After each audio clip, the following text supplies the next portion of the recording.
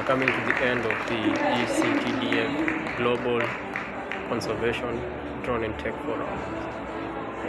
Catherine is here for your certificate. And finally, Phantom Technologies, Lavin and Dennis, please come up. We can squeeze a few more people onto the stage, I think. Please go get your certificate from Pasha over there. Congratulations.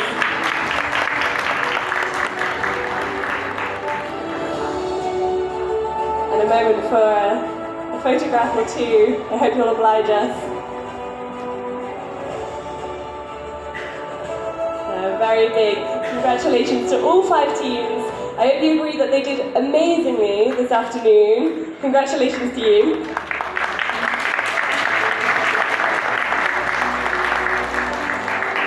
And now, before we announce the final winner, I really want to acknowledge the progress made by all of the teams here. They are not the same teams that joined the challenge 3 or 4 months ago. They've come a really long way, and all of them are walking away with knowledge, with mentors, with a clear understanding of why they are doing this and the impact that they can have, and I'm sure will achieve, and an amazingly strong peer group, which I know will continue to support them along their journey.